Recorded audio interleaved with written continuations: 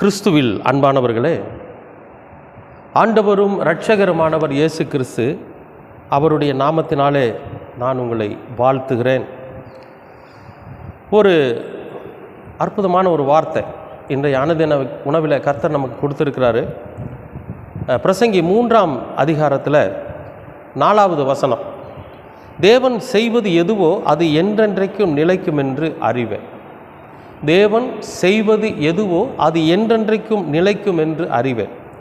அதனோடு ஒன்றும் கூட்டவும் கூடாது, அதிலிருந்து ஒன்றும் குறைக்கவும் கூடாது.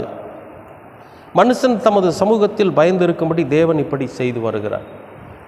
மனுஷன் தன் சமூகத்தில் பயந்திருக்கும்படி தேவன் இப்படி செய்து வருகிறார். எப்படி செய்கிறார் அப்படின்னா, நன்மையானது செய்கிறார். தேவன் செய்வது எதுவோ அது என்றென்றைக்கும் நிலைக்கும்படியாக செய்கிறார். அதான் ஆண்டவர் நாம் நம்முடைய வாழ்க்கையில் என்ன செய்வாரோ அது என்னாகும், என்றென்றைக்கும் நிலைச்சிருக்கும். அதுக்கு அழிவே இருக்காது. கர்த்தர் நம்முடைய வாழ்க்கையில் செய்திருக்கிற காரியங்களை நாம் பார்க்குறப்ப நம்முடைய வாழ்நாள் முழுசும் அது இருக்கும். நம்முடைய பிள்ளைகளுக்கு அது பிரயோஜனமாக இருக்கும். நம்முடைய பேர குழந்தைகளுக்கு அது பிரயோஜனமாக, தலைமுறைக்கும் அது ஆசீர்வாதமாக இருக்கும். அப்படிப்பட்ட காரியத்தை தான் கர்த்தர் நம்முடைய வாழ்க்கையில் செய்வார்.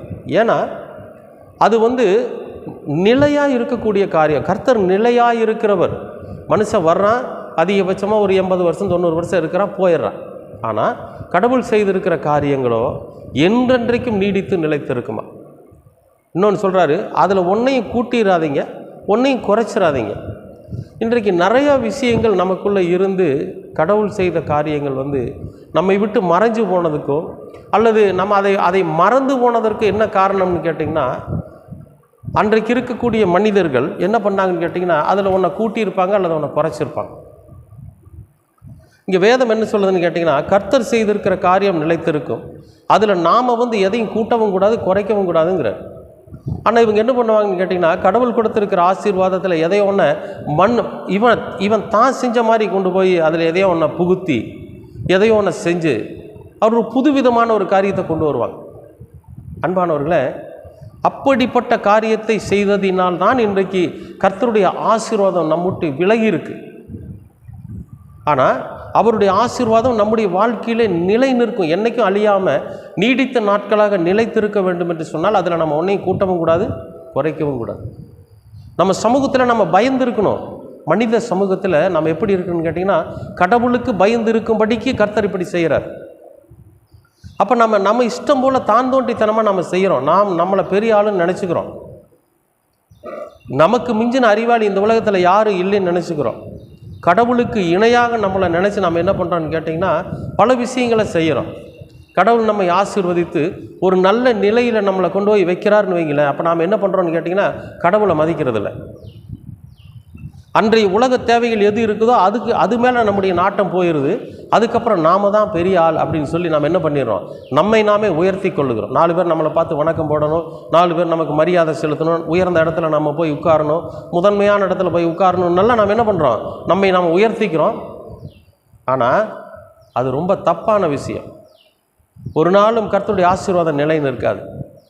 இது மனிதனாக பார்த்து தனக்கு தானே ஒன்றை கூட்டிக்கவும் குறைச்சக்கவும் செஞ்சிட்ருக்கிறதுனால இந்த உலகத்தில் ஒரு நிலையான ஆசீர்வாதத்தை இழந்து போகக்கூடிய ஒரு நிலை வரும். ஆனால் இங்கே வேதம் என்ன சொல்லுதுன்னு கேட்டிங்கன்னா, கர்த்தருடைய ஆசீர்வாதம் என்ன பண்ணுவோம், நீடித்து நிலைச்சிருக்கும். அதில் எதையும் கூட்டாதீங்க, எதையும் குறைக்காதீங்க.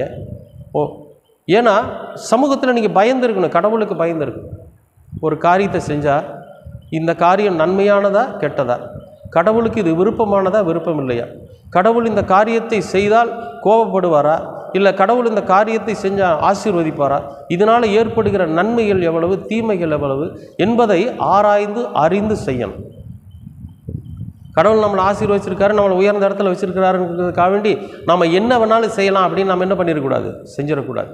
அன்பானவர்களே, நீடித்து நிலைத்திருக்கிற ஆசீர்வாதத்தை இழந்து போகாதபடிக்கு நாம் ஒன்றை கூட்டவும் குறைக்கவும் செய்யாமல் நீடித்த நாட்களாய் கர்த்தருடைய வீட்டிலே நாம் ஆசீர்வாதத்தோடு தங்கி இருக்கும்படியாக கடவுளுக்கு பயந்து இந்த சமூகத்தில் கடவுளுக்கு பயந்தவர்களாக நாம் வாழக்கூடிய அந்த வாழ்க்கையை நாம் வாழ்கிற போது அவர் செய்கிற அதிசயம் நம்முடைய வாழ்க்கையில் நீடித்து நிலைத்திருக்கும். அவர் செய்கிற அற்புதம், அவர் கொடுக்கிற ஆசீர்வாதம் நம்முடைய வாழ்க்கையில் நிலைத்திருக்கும்.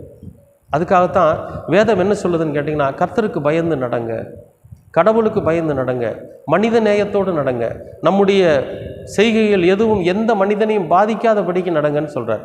அன்பானவர்களே, இயேசு கிறிஸ்து இந்த உலகத்தில் வாழ்ந்த போது அப்படி ஒரு வாழ்க்கையை வாழ்ந்து காண்பித்து போயிருக்கிறார். அதனால் நாமும் அவரை பின்பற்றி வாழ்கிற, அந்த போதனைகளை ஏற்றுக்கொண்டு வாழ்கிற ஒரு நல்ல மனிதர்களாய் நாம் வாழணும்.